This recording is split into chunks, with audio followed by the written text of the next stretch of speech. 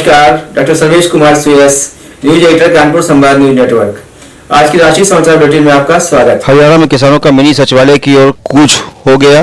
किसान नेता राकेश टिकैत की अगुवाई में किसानों ने बैरिकेड तोड़कर मिनी सचिवालय का घेराव किया। महाराष्ट्र की राजधानी मुंबई में कोरोना की तीसरी लहर ने दस्तक दे दी है। मेयर किशोरी पेडनेकर ने बताया कि कोरोना की दूसरी लहर से हमें बहुत कुछ सीखने को मिला है। लोगों से विनती है कि खुद को संभालें।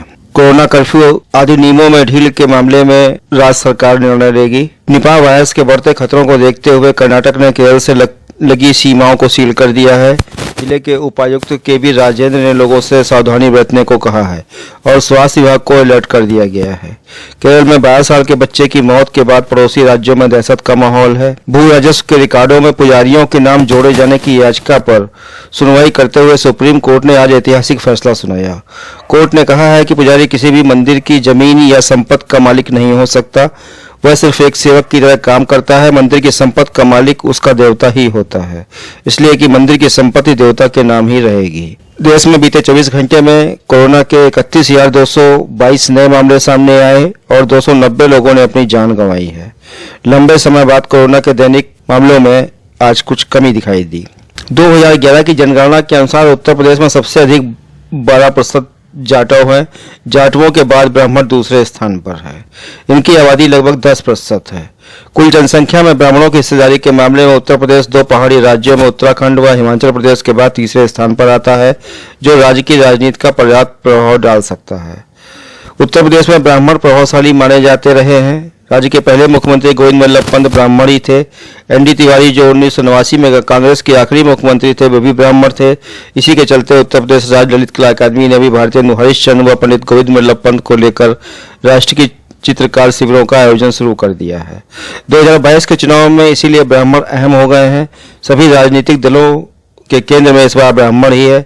बसपा ब्राह्मणों को फोकस में रखकर प्रबुद्ध वर्ग सम्मेलन कर रही है, तो सपा भी ब्राह्मण मतदाताओं को लुभाने के लिए पूरा जोर लगाया है। वहीं भाजपा अब प्रत्येक जिले में प्रबुद्ध सम्मेलन कर रही है। सभी का जोर ब्राह्मण मतदाताओं को अपनी ओर खींचने का है। आरएसएस का कृषि संगठन भारतीय किसान संघ ने भी केंद्र सरकार के खिलाफ मोर्चा खोल दिया है। किसान संघ ने 8 सितंबर से कृषकों से जुड़ी समस्याओं को लेकर देशव्यापी प्रदर्शन का ऐलान किया है। किसान संघ का कहना है कि एमएसपी एक छलावा है। भारतीय किसान संघ के महामंत्री बद्रीनाथ चौधरी ने कहा कि 8 सितंबर को हम देशव्यापी प्रदर्शन करने जा रहे हैं। देश के सबसे बड़े अर्धसैनिक बल सीआरपीएफ की तरफ से जब गृह मंत्रालय के पास से यह प्रस्ताव भेजा गया कि यहां पर भी आर्मी की तर्ज पर 15 दिन की बजाय 28 दिन की कैजुअल लीव कर दी जाए, तो गृह मंत्रालय ने जवाब दिया है कि 7वें केंद्रीय वित्त आयोग की सिफारिश के अनुसार यह संभव नहीं हो सकता। सीएपीएफ अनिवार्य तौर से एक सिविलियन फोर्स है। इसकी सेवा शर्तें डिफेंस फोर्सेस से अलग हैं। सीएपीएफ में CRPF, Assam rifles, BSF, CISF, ITBP, SSB जैसे बल शामिल हैं। वहां 15 दिन की कैजुअल लीव मंजूर करने का प्रावधान है। गृह मंत्रालय ने सभी बलों के लिए कैजुअल लीव बदलाव प्रपोजल को नकार दिया है।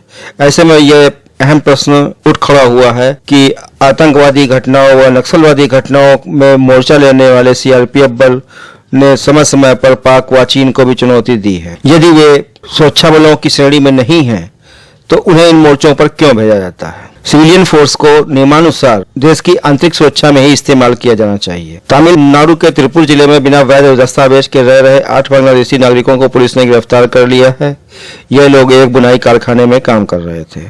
कानपुर से सपा विधायक इरफान सोलंकी का कहना है कि सभी राज्यों के विधान भवन में प्रेयर रूम होना चाहिए और इसमें किसी को शिकायत नहीं होनी चाहिए। यूपी विधानसभा में भी इसकी व्यवस्था होनी चाहिए। यूपी में कोरोना को नियंत्रित स्थिति को देखते हुए रात्रिकालीन कर्फ्यू में 1 घंटे की छूट दी गई है। रात 11 बजे तक दुकानें व बाजार खुल सकेंगे। रात 12 बजे से सुबह 6 बजे तक कोरोना कर्फ्यू प्रभावी रहेगा। इस संबंध में आज आदेश जारी कर दिए गए हैं। आगरा में जिन लोगों के घर या प्रतिष्ठान आगरा मेट्रो रूट के 50 मीटर के दायरे में हैं, उन्हें निर्माण के लिए यूपी मेट्रो रेल कॉरपोरेशन से भी अनुमति लेनी होगी। आगरा विकास प्राधिकरण की एनओसी के बिना कोई नक्शा पास नहीं होगा। प्राधिकरण ने नया नियम आज से लागू कर दिया। पंजाब में गुरु पर्व पर अमृतसर के स्वर्ण मंदिर को लाइटों से सजाया गया है और आतिशबाजी की गई है।